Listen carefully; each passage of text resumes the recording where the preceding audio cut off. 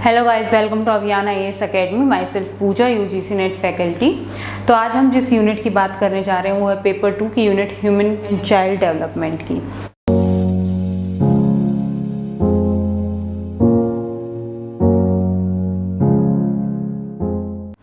तो इस यूनिट में हम पहले तो स्टेजेस भी पढ़ेंगे कि जो चाइल्डहुड से लेके जो ओल्डर एज होती है वहाँ तक की क्या स्टेजेस होती हैं, प्री बर्थ क्या होती है, आफ्टर बर्थ क्या होती है, वो सारी स्टेजेस कवर करेंगे। और इस यूनिट में जो हमारी सबसे इम्पोर्टेंट चीज़ आएंगी, हमारी थियरीज आएंगी, जो अलग अलग थियरीज है। कुछ साइको सोशल थियरीज है, साइको सेक्शुअल थियरीज एंड बहुत सारी थियरीज है जो हम इस वाली यूनिट में पढ़ेंगे, जिसके ऊपर क्वेश्चन आपका 4 से 6 मार्क्स का हमेशा UGC नेट में आपका आएगा। उसके अलावा जो भी प्रोसेस हमारी होती है, हर स्टेज के हिसाब से क्या क्या चेंजेस आते हैं, चाइल्डहुड में क्या चेंजेस आएंगे, एडोलसेंस में क्या चेंजेस आएंगे, जैसे एजिंग की प्रोसेस होती है तो क्या क्या चेंजेस आते हैं, वो सारा कुछ हमारा इसमें पढ़ा जाएगा। तो आज हमारी रहेगी इंट्रोडक्टरी क्लास ह्यूमन डेवलपमेंट की। तो इसमें सबसे पहले जो हमने लिखा हुआ है ह्यूमन ग्रोथ एंड डेवलपमेंट, तो हम इन दो टर्म्स की बात करेंगे जो है हमारी ग्रोथ एंड डेवलपमेंट की। कई लोग इंक्लूड करते हैं कि जो हमारा ग्रोथ और डेवलपमेंट है दोनों सेम चीज़ें, बट ग्रोथ और डेवलपमेंट दोनों हमारी डिफरेंट चीज़ें होती हैं। कई बार क्वेश्चन भी आता है इनके ऊपर कि इनमें से कौन सा क्वालिटेटिव होता है, कौन सा क्वांटिटेटिव होता है। जो हमारी ग्रोथ होती है वो हमारी क्वांटिटेटिव होती है क्योंकि इसको हम मेजर कर सकते हैं, बट जो हमारी डेवलपमेंट होती है उसमें दोनों एस्पेक्ट इंक्लूड होते हैं, क्वालिटेटिव भी एंड क्वांटिटेटिव भी। क्वालिटेटिव इसलिए क्योंकि बहुत सारी चीज़ें ऐसी होती हैं हमारी डेवलपमेंट में जो अभी हम बात करेंगे जिनको हम मेजर नहीं कर सकते। क्वांटिटेटिव इसलिए क्योंकि जो हमारी ग्रोथ है वो भी हमारा एक पार्ट है डेवलपमेंट का। ग्रोथ के अगर हम फर्स्ट पॉइंट की बात करते हैं तो फर्स्ट आती है जो ग्रोथ हमारी होती है वो फिजियोलॉजिकल होती है। फिजियोलॉजिकल का मतलब होता है कि जो ग्रोथ है हमारी वो हमारी फिजिकल अपीयरेंस में भी होती है। फॉर एग्जांपल, बचपन से लेके जब तक हम बड़े होते हैं हमारी हाइट वेरी करती है, हमारा वेट वेरी करता है, हमारी सारी चीज़ें वेरी करती हैं, बट जो हमारी डेवलपमेंट होती है वो ओवरऑल देखी जाती है। फिजियोलॉजिकल के साथ साथ आपकी मेंटल ग्रोथ कितनी हुई, पहले जब आप छोटे थे तो आप में इतनी सेंस नहीं थी कि आप सही गलत की पहचान कर सको, ज़्यादा आप लॉजिकल नहीं होते थे उस टाइम पे, एज वेल एज बहुत सारे क्राइटेरिया होते हैं। तो हमारी जो ग्रोथ होती है वो फिजियोलॉजिकल पर्सपेक्टिव में ही देखी जाती है, और क्योंकि इसको मेजर किया जा सकता है इसलिए इसको क्वांटिटेटिव बोलते हैं। बट जो हमारी डेवलपमेंट होती है वो ओवरऑल देखी जाती है, जिसमें आपकी क्वालिटीज़ भी इंक्लूडेड होंगी, आपकी मैच्योरिटी और जो आप लाइफ लॉन्ग प्रोसेस जितना कंज्यूम करते हो वो सारी चीज़ें आपकी देखी जाती है डेवलपमेंट में। जो सेकंड पॉइंट आता है, जो आपकी ग्रोथ है वो पूरी लाइफ कंटिन्यू नहीं करती है।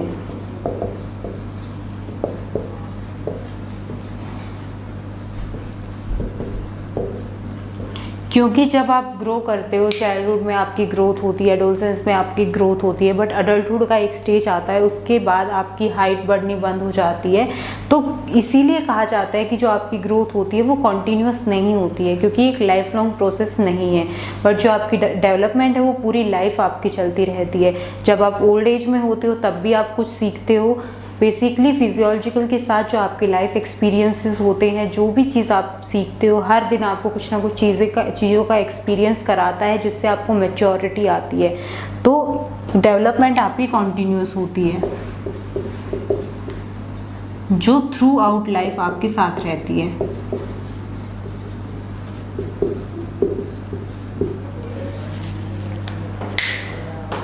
ग्रोथ की अगर हम बात करते हैं कि ये कॉन्टीन्यूस नहीं है, तो इसका जो एक टाइम पीरियड होता है, बेसिकली जो आपकी एडोलसेंस या अडल्टहुड की एज होती है वहीं तक आपका होता है। और डेवलपमेंट आपका टिल डेथ तक चलता रहता है। यही हमारा मेन डिफरेंस होता है ग्रोथ और डेवलपमेंट के बीच में। तो ग्रोथ को हम बोल सकते हैं एक सबसेट है हमारे डेवलपमेंट का। डेवलपमेंट एक हमारा पूरा बड़ा वाला क्राइटेरिया है, जिसका एक सबसेट, एक पोर्शन है हमारा ग्रोथ। उसके बाद कुछ प्रिंसिपल्स होते हैं हमारे इसी टॉपिक के रिगार्डिंग, ग्रोथ और डेवलपमेंट के रिगार्डिंग। उन प्रिंसिपल में सबसे पहला यही आता है कि जो डेवलपमेंट होती है आपकी उसमें चेंज होते हैं। First is development involves changes. अब वो चेंजेस आपके हर एस्पेक्ट में होंगे, आपके फिजियोलॉजिकल चेंजेस भी होंगे, आपके साइकोलॉजिकल चेंजेस होंगे, आपके मोरालिटी चेंजेस होंगे, आपकी सोशल चेंजेस होंगे, वो सारे चेंजेस इसमें इंक्लूड होंगे। फॉर एग्जांपल फिजियोलॉजिकल चेंजेस की हम बात कर चुके हैं, जो आपका फिजिकल अपीयरेंस में चेंज होता है। सेकंड जो आपका साइकोलॉजिकल है, आपका जो मेंटल ग्रोथ है वो भी चेंज होता रहता है। जब आप बचपन में होते हो तब आप चीज़ों को कैसे ग्रैब करते हो, और जब जैसे जैसे आपकी एज बढ़ती है उस टाइम पे आप चीज़ों को कैसे ग्रैब करते हो, वो सारी चीज़ें आपकी चेंज होती है। नेक्स्ट जो हमने मोरालिटी की बात की, तो जब आपकी इन्फेंसी की एज होती है या जो अर्ली चाइल्डहुड का पीरियड होता है, वो टाइम ऐसा होता है जब आपको ऐसा सच नहीं पता होता है सही और गलत का। वो भी आपको टाइम के साथ पता चलता है किससे आपको कैसे बात करनी है, क्योंकि बचपन में नहीं पता होता है कि किस इंसान से आपको कैसे बात करनी है, कौन आपसे बड़ा है कौन आपसे छोटा है, तो वो भी आपको टाइम के साथ पता चलता है। यही होता है आपको मोरालिटी चेंजेस।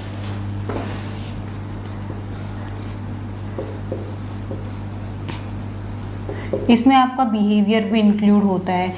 जैसे आपने साइकोलॉजिकल और मोरालिटी में बात की, तो बिहेवियर भी आपका टाइम के साथ चेंज होता है। जो सबसे हैप्पी पीरियड माना जाता है एक इंडिविजुअल की लाइफ का, वो कहा जाता है उसका बचपन होता है, क्योंकि उस टाइम पे वो ज़्यादा बर्डन नहीं लेता है। बट जैसे जैसे लाइफ आगे बढ़ती है, जब एडोलसेंस और अडल्टहुड का पीरियड आता है, तब उस इंसान के ऊपर रिस्पॉन्सिबिलिटीज़ आती हैं और उस टाइम पे उसके एक बर्डन सा महसूस करता है वो।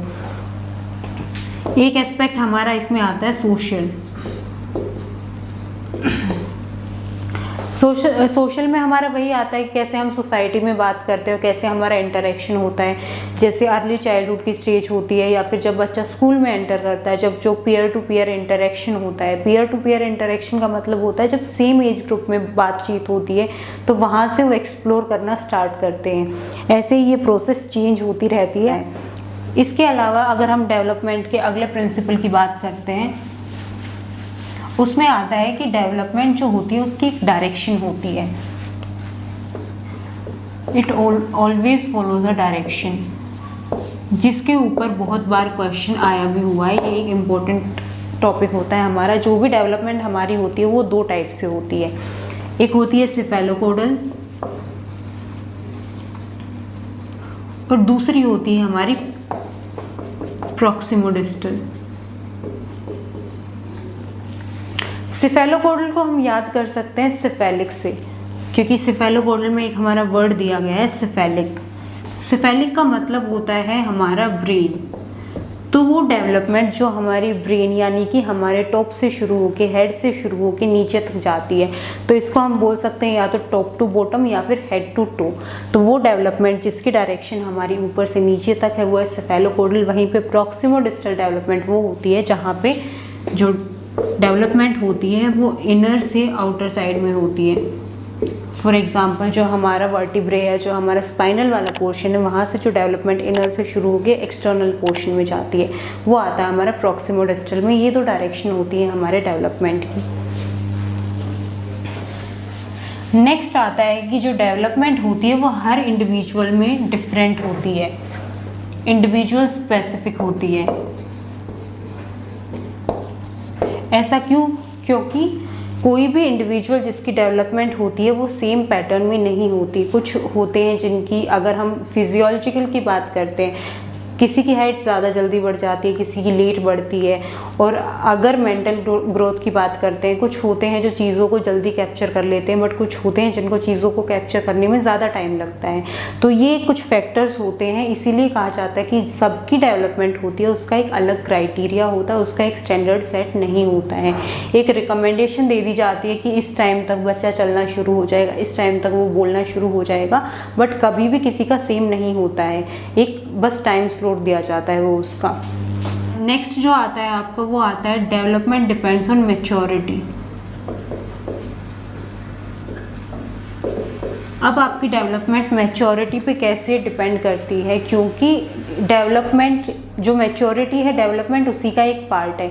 जितना आप मेंटली डेवलप होते जाओगे, जितना आप सोसाइटी को फेस करोगे, जितना आपका लाइफ का एक्सपीरियंस होगा, उतनी ही आपके अंदर मैच्योरिटी आएगी।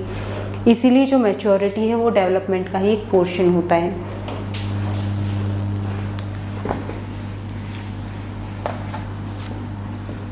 नेक्स्ट आता है डेवलपमेंट इज प्रिडिक्टेबल।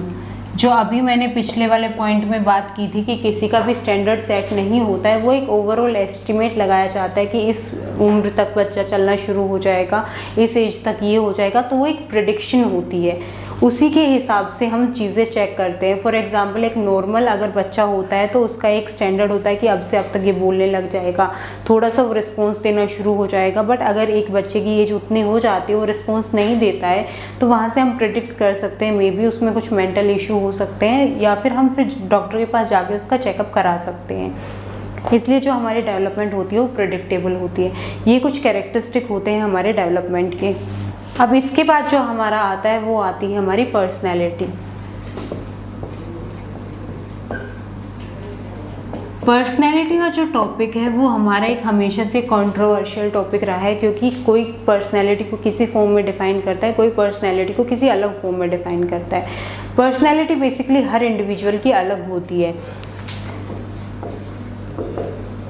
एक यूनिक कैरेक्टरिस्टिक होती है जो एक इंडिविजुअल को डिफरेंट बनाती है दूसरे इंडिविजुअल से।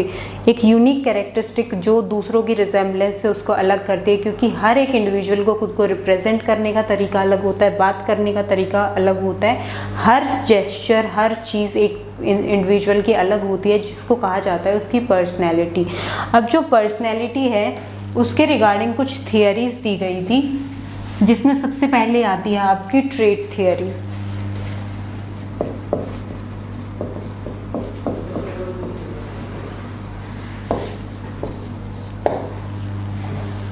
ट्रेट थियरी में सबसे पहले दो चीज़ों की बात की गई थी, एक था इंट्रोवर्ट और एक था एक्सट्रोवर्ट।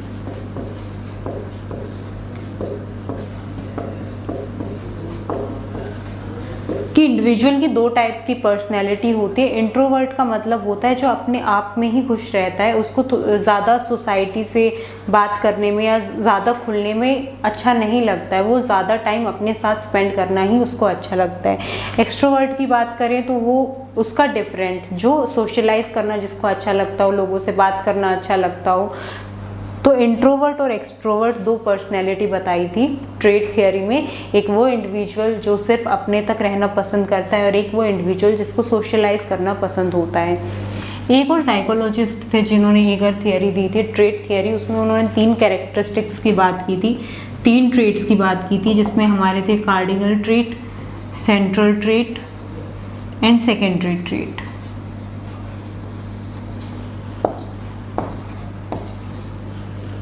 सेंट्रल ट्रेट की हम सबसे पहले बात करेंगे। सेंट्रल ट्रेट हमारा वो होता है जो हमारा इनबिल्ट होता है। जैसे अगर कोई ऑनेस्ट है तो वो उसका ऑनेस्ट ट्रेट है, वो हमेशा रहेगा, हर सिचुएशन में रहेगा। अगर कोई काइंड है, किसी के अंदर काइंडनेस है, तो वो उसका इनबिल्ट ट्रेट है, वो उसका हमेशा के लिए रहेगा। तो सेंट्रल ट्रेट वो होता है जो हमेशा इंडिविजुअल में प्रेजेंट होता है। नेक्स्ट जो हमारा कार्डिनल ट्रेट है, कार्डिनल ट्रेट होता है जो सिचुएशन के ऊपर डिपेंड करता है। फॉर एग्जांपल जनरली जब क्या होता है, बच्चों में देखा जाता है कि टीचर ने आके बच्चे को बना दिया कि आप क्लास के मॉनिटर हो, तो वहाँ पे बच्चा क्या समझने लग जाता है खुद को कि मेरे को क्लास का मॉनिटर बना दिया है, मतलब मैं तो अभी क्लास का लीडर हूँ। वो एक ट्रेट होता है जो वो जानबूझ के नहीं, बट एक उस सिचुएशन के हिसाब से उसके अंदर आ जाता है, वो होता है आपका कार्डिनल ट्रेट। नेक्स्ट जो हमारा लास्ट इसमें बचा है वो है सेकेंडरी ट्रेट। सेकेंडरी ट्रेट होता है जो एज पर सिचुएशन हम क्या रिएक्शन देंगे या क्या हमारा फैसला होगा। फॉर एग्जांपल आज हमें कहीं जाना है, हम क्या पहन के जाएंगे, वो उसी टाइम पे उसी सिचुएशन पे डिपेंड करता है कि उस टाइम पे हमारा क्या पहनने का मन है, हमारा क्या ओपिनियन होता है। या फिर मोरालिटी में लेके जाते हैं तो आपको कोई आपसे हेल्प मांगने आता है, तो उस टाइम पे आपका क्या डिसीजन होता है, आप उसकी हेल्प करना चाहते हो, आप नहीं करना चाहते हो, तो वो आपका सेकेंडरी ट्रेट में आता है कि वो डिसीजन जो उस टाइम पे आपका लिया गया। ट्रेट थियरी के बाद एक जो सबसे इम्पोर्टेंट थियरी आई थी वो थी हमारी साइकोडायनेमिक थियरी।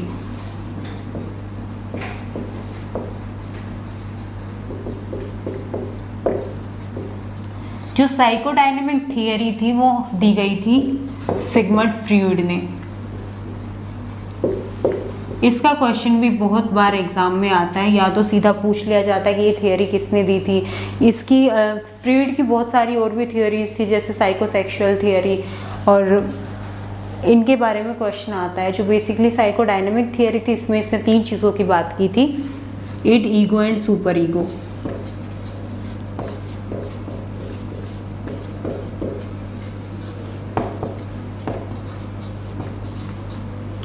इड, ईगो और सुपर ईगो में इसने बताया था कि इड जो होता है वो होता है प्लेजर प्रिंसिपल पे बेस। प्लेजर प्रिंसिपल कैसे, जैसे हम बच्चों की बात करते हैं जिनमें उतनी समझ नहीं होती है स्टार्टिंग एज में, तो उनका होता है कि जो चीज़ उनको चाहिए वो उनको चाहिए, उनको फ़र्क नहीं पड़ता है कि उस चीज़ से किसी को दुख हो रहा है, क्योंकि वो उतना नहीं सोच पाते, उनका माइंड उस टाइम पे उतना ग्रो नहीं करा होता। तो उनको सिर्फ जो उनको चाहिए होता है, अगर वो उनको मिल जाता है उस चीज़ से उनको खुशी मिलती है। कहा जा सकता है कि एक अनकॉन्शियस बिहेवियर होता है या अनकॉन्शियस रिस्पॉन्स होता है बच्चे का, बट ये प्लेजर प्रिंसिपल पे बेस होता है कि उसको वो चीज़ मिल जाती है, वो उस चीज़ में खुश हो जाता है, और अगर उसको चीज़ नहीं मिलती है तो वो दुखी होता है। जो हमारी नेक्स्ट आती है ईगो, ये हमारी होती है realistic stage.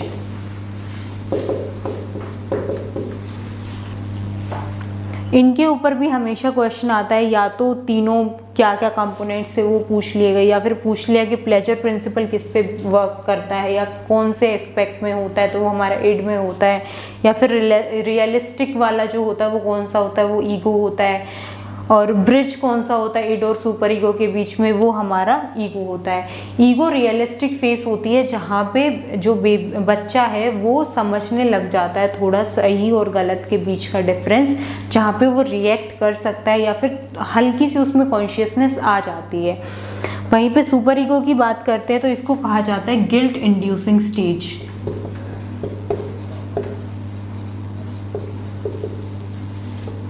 Guilt inducing stage इसलिए कहा जाता है कि यहाँ पे जो इंडिविजुअल है उसका ब्रेन प्रॉपरली डेवलप हो चुका है, वो सही और गलत के बीच में समझ चुका है, अगर उसके बाद भी वो कुछ ऐसी चीज़ करता है जहाँ उसको पता है कि ये चीज़ करने से दूसरे इंसान पे कोई गलत अफेक्ट पड़ेगा, तो करने के बाद कहीं ना कहीं उसके अंदर से एक गिल्ट की फीलिंग आती है, इसलिए इसको गिल्ट इंड्यूसिंग जो स्टेज है वो कहा जाता है। ये 3 मेन कंपोनेंट्स थी हमारी साइकोडायनेमिक थियरी की। अब फ्रूइड ने इसके साथ कुछ डिफेंस मैकेनिज्म भी दिए थे, उसमें हमारे आई थिंक 10 से 11 डिफेंस मैकेनिज्म होंगे, उसके बारे में भी बहुत क्वेश्चन आते हैं, बट उसमें ज़्यादा टाइम लगेगा, तो वो वाले जितने भी डिफेंस मैकेनिज्म हम नेक्स्ट क्लास में अपने कवर करेंगे। तो आज की क्लास के लिए जो इम्पोर्टेंट हमें याद रखना है, ग्रोथ और डेवलपमेंट में हमें याद रखना है कौन सा क्वालिटेटिव है कौन सा क्वान्टिटेटिव है, क्योंकि डेवलपमेंट में हमारा दोनों चीज़ें आती हैं। और इसके अलावा हमें याद रखना है कुछ प्रिंसिपल्स, उनके साथ में जो ट्रेट थियरी थी उसमें कौन कौन से ट्रेट की बात करी गई थी, बट जो मोस्ट इंपॉर्टेंट चीज़ है वो है हमारी साइकोडायनेमिक थियरी अब तक की, और इसके जो डिफेंस मैकेनिज्म हम नेक्स्ट क्लास में पढ़ेंगे। फिर भी अगर इसके रिगार्डिंग कोई ऐसा क्वेश्चन होता है जो आपको समझ नहीं आता तो आप पूछ लीजिएगा। Okay guys, thank you.